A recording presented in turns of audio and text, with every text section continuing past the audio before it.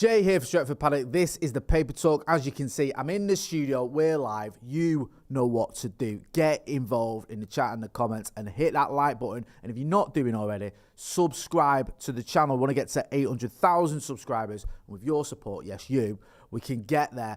It's Andre Onana Day, isn't it? It looks like it's kind of done. There's some outlets reporting that the goalkeeper has made the move. Basically, the terms have been agreed with the player, the fee's been agreed with the club. We've not had that all-important, here we go, though. That's what we're all waiting for, aren't we? Come on, let's be honest. We're all waiting for Fabrizio Romano to tweet, here we go. He's done everything but tweet, here we go. He's spoken about the fact that it's coming, it's close, it's imminent, however you want to sort of word it. I'll just look at Romano's latest tweets on it, and then I'll get into some of the outlets that are saying it's actually a done deal. So his pin tweet is from a week ago saying that Manchester United are now really close to signing Andre Onana. Positive round of talks. Total deal will be sealed by the end of next week. That's what he said. Personal terms agreed. United want Onana to travel for USA pre-season tour. Now, that was a week ago, so obviously that's not the latest update. The latest update I can see from him in terms of his tweets about it all is probably... I'm just looking through it. I think it might even be the one last night. So last night he tweeted, when was this? Let me just have a look at the exact time because these things matter. 10:15 p.m. He tweeted a picture of Andre Onana in a restaurant, and he watermarked this picture as well. Some people were saying in live last night, does that mean it's his picture in terms of he took it, or did he just buy it off someone? But he's watermarked it, so if anyone uses it, they're going to get his watermark on it. So you'd expect him to own it. And he said, Andre Onana on his final dinner in Milano, here at Javier Zanetti's Botinero restaurant. Manchester United and Inter are closing in on final details of the deal. All parties expect Onana to become new Man United player in the next hours. Almost there. And then you can see the egg timer emojis. There's the picture of Andre Onana with a, what is it? Is it a signed menu, that? What? I don't know.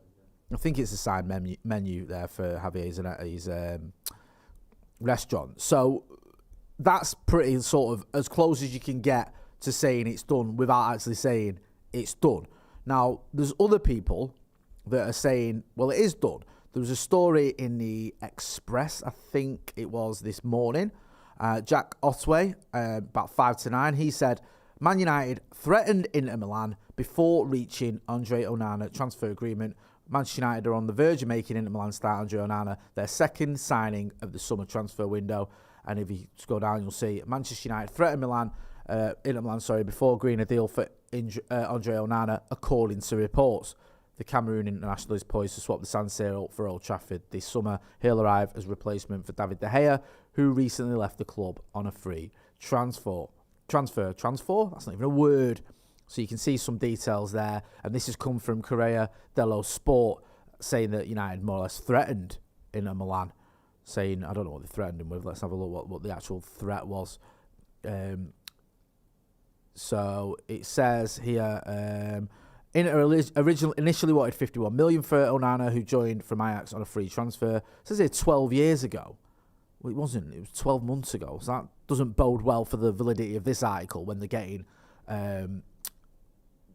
the time wrong, the amount of time he signed for. I know it's a typo, but still, come on. They then dropped their asking price to around 47 million instead, believing that was a fair fee for their number 24. But United have now been able to acquire Onana for lower than expected, with the 27-year-old set to become the club's second signing of the summer after Mason Mount. Onana will become the 8th African player to feature for United once the deal goes through. And then it's got a list of some of the African players that have played for Manchester United Football Club. So they're kind of saying it's done. Although, again, I don't know if you can sort of hang your hat on that particular story and say that is it. We believe that it's a done deal. It feels like, to be honest, we're almost there, but we're not there yet. It feels like some are reporting it, saying it's done, but we haven't had the sort of, even the here we go is a confirmation, really, isn't it? It is.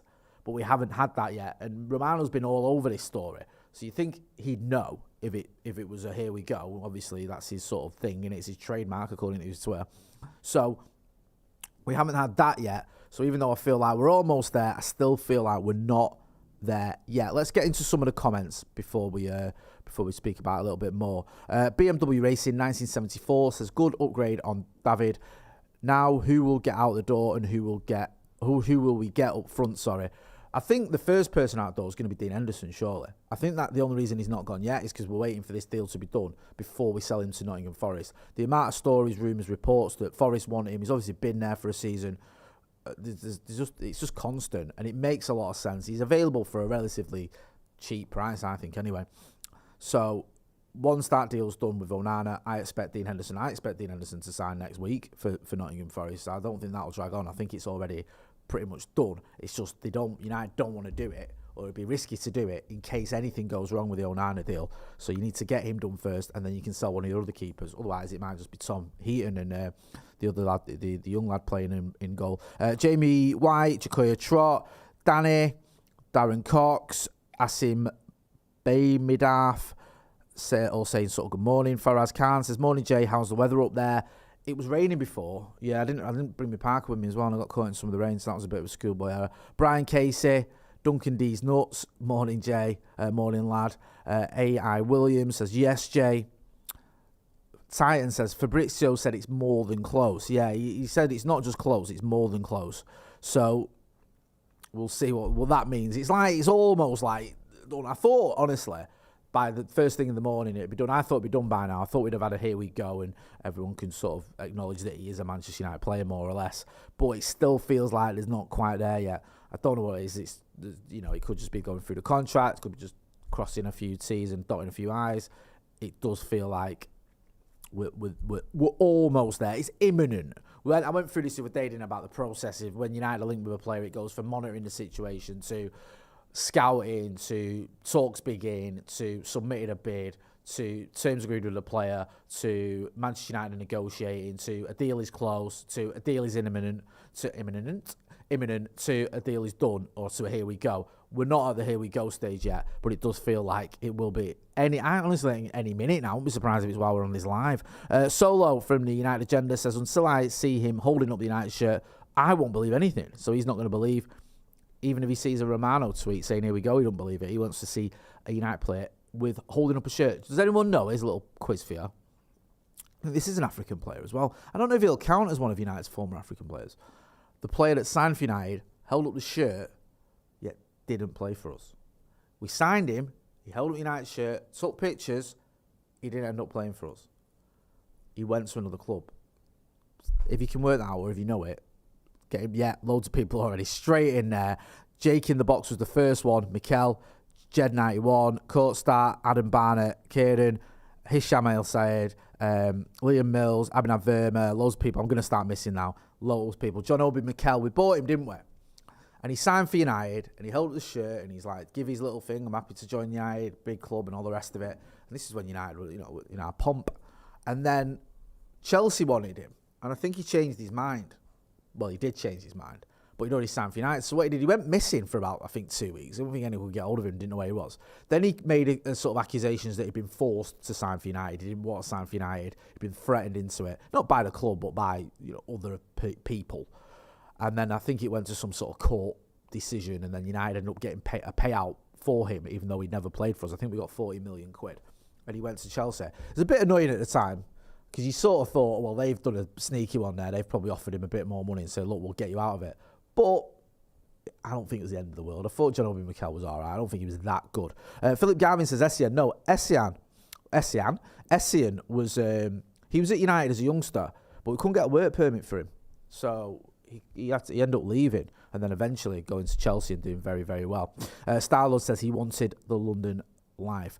Kieran says, Jay pronounced my name right. First Englishman to pronounce my name correctly. Thank you. Renato will tell us as Peter Odemwingie. Peter Odemwingie liked to try and make his own transfers happen, didn't he? Driving down to QPR. Well, not QPR. Was it QPR he drove down to?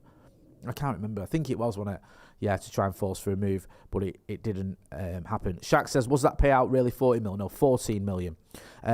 Erafix Official says, hi from Sydney, Australia. Can we hit the like button, please? Almost 1,500 people watching. We haven't even got to 500 likes. That is a disgrace. Smash a like, as the kids say. Hit that like. And if you're not doing already, subscribe to the channel. We'll put a link in the chat. Subscribe to the channel. We want to get over that 800,000 mark, and we're going to do it with your support. Big thanks to everyone who has shown the channel love over the last, not just, recently, but over the last 3 years since we took over as Stretford Paddock. It has been phenomenal. Any news, any updates on Onana, we will keep you posted. If we get a here we go, obviously, we're going to keep you posted. You'll hear about it, but we'll give you a reaction and everything else. And I do think we are going to get that any minute, any second almost. It just feels like we're kind of there, but not quite. It's not an official here we go yet. If that is even a thing, an official here we go. I'm sure you know what I'm on about. Should we talk about Fred? It's a story here from Fabrizio Romano. He's too busy tweeting about Fred to focus on the job in hand, which is Onana. It says here, exclusive, Galatasaray have approached Manchester United to sign Fred. Opening proposal already submitted, rejected by United. Transfer fee was below expectations. Fred will leave United this summer as Saudi clubs, Fulham and more Premier League clubs are already working on it. I like Fred. He's a likeable guy, innit? And he's probably not the levels you need if you're going to win titles and Champions Leagues and things that United should be aspiring to. But he is a good player who gives his all. I think gave, like it's past tense already. Gives his all. Seems to be a popular player amongst his teammates. And he's had some good games in important fixtures as well, hasn't it? You've seen him against City in particular. He's turned up a few times there. But I can understand why Erik ten Hag might look at it. He's only got a year left on his deal. He's not going to get an extension on that. Now is the time if we are going to get any money for him. We have to cash in. If you've got a few clubs interested in him, I think Fulham were told they'd have to spend 20 million on him and they said no, but there could be a bit of negotiation there if he wants to stay in England. Obviously, he might go after the Saudi money if that's on the table. That could be big money. We've seen all sorts of players earning ridiculous amounts of money. Jordan Henderson's just gone there. Was he 33? I think he's on 700k a week or something stupid. For Jordan Henderson, I don't think Jordan Henderson's as good as Fred. No, I don't even know if he was years ago, but certainly not now. So, yeah, there's money to be made there if Fred did decide to do it, or he may decide to stay in the Premier League. The thing with Fred is he's still got a lot to give. He's still a good player. He's still got a lot to offer. He's not done. This isn't a move where you go, okay, he's winding down his career. So I think he could look at it and go, Galatasaray is a decent club, big club, obviously, in Turkey. He might fancy at Fulham, stay in the Premier League and still do a job there. Or other Premier League clubs may come in for him, because I think there's a lot of clubs that could get a tune out of Fred and benefit from having Fred. Faraz Khan says, Jay, the issue with United right now is because we need to sell to buy. Other teams can try and screw up over values, but if we were debt-free and with success, players on the fringe may cost more. We've seen it before when United were flying under Fergie. We used to be able to get rid of our fringe players for big money, or relatively big money. You could get rid of players that had barely kicked a ball for United for sort of 5, 6, 7 million, which in the 90s and 90s was a lot of money. Doesn't tend to happen as much anymore. I think you see United when it comes to selling players are pretty terrible. We've let players go for losses, almost constantly. Look at the likes of Romelu Lukaku, Angel Di Maria, let them go for a loss. Then you see players like Pogba, Lingard, we let their contracts just run down. Other players, it's just been a bit of a weird one, like Ronaldo. Don't quite know what happened there in terms of what we got when he left. I think he just left. So, yeah. Clemens Davies says, Jay, Chong sold to Luton. Kit Kat on that front says 25% sell-on clause for Chonga. Yeah, Tahith Chong's gone to Luton. I think is it about 4 million or something? Something like that. I mean, the thing with Chong is he was proper hyped when he was at the academy. Everyone was talking about him. He's going to be the next big thing. He's going to be a star. He's the one to watch. Make sure you check out Tahith Chong and all this sort of stuff. And I watched a bit of him. He looked all right. But then when he came into the first team, he was given a few cameos. He didn't really do anything. He never really did himself justice. Had a couple of loan moves. I think he went to, was it Werder Bremen and, well, he went to Birmingham, obviously, as well. And now he's got a Luton. Makes a lot of sense, that. I think I saw Tigo from the Filthy Fellas, I think he's a Luton fan, was tweeting about it, saying this deal makes a lot of sense because he's a young player who potentially could do well at Luton. And if he does, they could always sell him if they need the money, or if the bigger club comes in for him, or if he does a job for him, because of that age, he could be at the club for many years to come, doing a good job. And at 4 million quid or whatever it is, I think it's around 4 million, might be a little bit more. It's not the end of the world. Clarence Davis almost said, we get 1 million of the Chong sale because we've got 25%. So, I mean, £1 million at Manchester United, it's not really that much, but it's something, in it. We'll have to wait and see what happens with Tahith Chong. I'm being interested to see if he can do it in the Premier League. Luton, obviously, just been promoted. They're going for younger players. Got him in. he's a player that on his day is very, very good. I just don't know if he is good enough for the Premier League, but we'll find out. So we talk about the takeover, because that's all gone a bit stale, hasn't it? Adam Hutchinson says, "Hi, J lad. Hi, Adam. Hi, Adam." Laurie Whitwell's done a tweet there. You can see even, why is there so little chatter around the Manchester United takeover? MJ Shrimper, I think that's Matt Slater, attempts to answer. Not much movement, but lots of detail to go through still. So I had a look at this article. It's really good. Matt Slater. I think has Matt Slater been on this channel? Does anyone know? I don't know. If he hasn't, we need to get him on. I think he has, but I'm not sure. I don't want to say that as a definite because I might be wrong. But he's done a really good article anyway, looking at what is going on and why it's just dragging on. Now, the thing is with this Glazer sale, there was one line in it in particular that I liked. He's spoken about the fact that you've got the two main bidders are obviously Sheikh Jassim and Sir Jim Ratcliffe. Now, the Glazers obviously thought they were going to were hoping for this mad bidding war and these people would come in and start throwing loads of money at the club. Now, they have thrown more money at the club than the club's actually been valuated at, from what this article's saying and from other reports we've seen. I think if you were to just put a bid in for Manchester United on its actual valuation, when you consider the amount of money you've got to spend as well, the debt we're in, the stadium that needs revamping, if not rebuilding, the training ground as well, and spend money on players to stay competitive, because United are going to have to spend money on players, then the club's probably not worth around 6 billion, which is what the Glazers are asking for. I know people go, well, it's Man United, of course we are, and all the rest of it, but I think if you actually do the finances on it, we're not. So he's saying that, look, they are getting more than they probably should anyway. Still not happy. They were hoping for some sort of bidding war. And what's happened with the two main bidders is, he's got this line here that I quite like. He says, fear of looking daft has trumped fear of missing out. So neither of them have gone in and gone, right, is 7 billion or whatever, or is 6 billion or 6.5. That's it. I'm the new owner of Manchester United. They've not had that big, massive money offer, because that would be massively, massively overpaying for the club. And both Sir Jim Ratcliffe and Sheikh Jassim don't want to do that. They want Manchester United, but they don't want to have their pants absolutely pulled down. And he said that's one of the issues the Glazers have got. I can understand it from the potential new owner's point of view. Why would you pay a lot more for Manchester United when you're already offering more than it's worth anyway? But he's saying that's the issue, that it's actually, they were hoping it'd be a bit of FOMO. Oh, I need United, I've got to get it, and I'll throw a lot of money at it. Actually, I think Sheikh Jassim, there's a big debate going on. I think we can be honest about it. He does have ties to Qatar. He is probably going to have to justify this if he spends money on the club and explain it to, the Qatari ruling family or whatever, or some of the other people in Qatar. I don't think he can just go, right, I'm going to overpay by 5 billion or whatever. Sir Jim Ratcliffe, it's tied in with Ineos. Again, you've got to explain yourself there. They can't just be, I don't think anyway, going in and spending lots more than the club's worth. So both of these main bidders have this sort of almost responsibility to make sure they don't massively, massively overpay for United. I know they're already overpaying.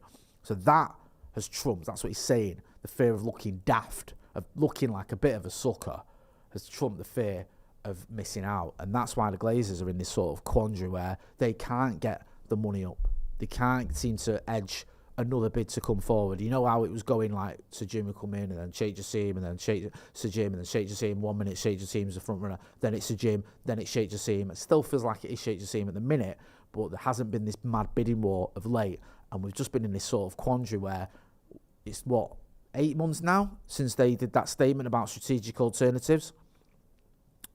And we're still not really anywhere near it to having a new owner. It doesn't feel like it. It felt a couple of weeks ago like something was happening. We had all that frenzy, didn't we? That it looked like Sheikh Jassim was successful. He'd been successful, and we were ready to see him as the new owner of Manchester United. Didn't happen. A few weeks before that, it looked like Sir Jim was on the cusp of buying Manchester United. Didn't happen. So I don't know where we're up to, really. We're just waiting. And there's always that little inkling in there that the Glazers will keep hold of the club. They'll just say, do you know what, we'll have a minority sale or whatever, and we'll stick around, and that would be horrible. It really would. Let us know what you think. Don't forget as well to hit like. We've got over 2,200 people watching. Still haven't got to those 500 likes. I was asking for, loads of people commenting. Dan Shaddick says, unfortunately, I don't think they're going anywhere anytime soon. Oh, but it's not certain. I'm going to wrap it up there. Thanks for everyone who got involved in the comments in the chat. Make sure you are hitting like, share, and subscribe. We'll put a little link in there. I think it's there for you to subscribe to the channel. Let's get to 800,000 subscribers. If we get here we go, you'll probably hear from me again very shortly. But as it stands, Andre Onana is on the brink. Some people saying it's agreed. Some people saying it's a done deal. But we haven't had that all-important Fabrizio Romano. Here we go. Let me just, do you know what? I'm actually just checking now to make sure it's not happened in the last sort of few seconds. Because you never know, do you, with old Romano? It hasn't. So if we get that, then you'll hear it again from us. But for the time being, Abby J. Motti, this has been the Paper Talk. Thanks for watching.